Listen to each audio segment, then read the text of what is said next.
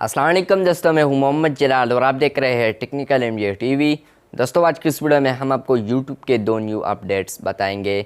तो चलिए इस वीडियो को शुरू करते हैं। तो फ्रेंड्स, YouTube पर जो नंबर 1 अपडेट आया है तो उस अपडेट का नाम है सुपर चैट।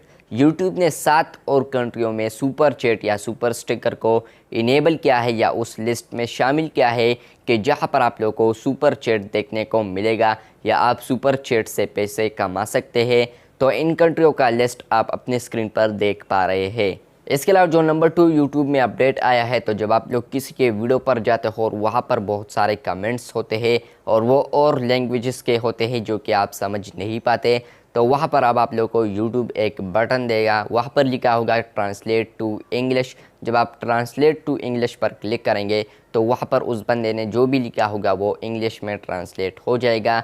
बहरहाल इस पर मैंने कुछ दिनों पहले एक डिटेल वीडियो बनाई है, उसका लिंक आप यहाँ पर देख पा रहे हैं। यहाँ पर क्लिक कर लें तो वो वीडियो आप देख सकते हैं। तो बस ये था आज का यूट्यूब के दो न्यू अपडेट्स। वीडियो अच्छी लगी है तो बिल्कुल वीडियो को लाइक कर दें। जाने से पहले अगर आप चैनल पर न्यू आए हैं तो चैनल को भी सब्सक्राइब कर लें।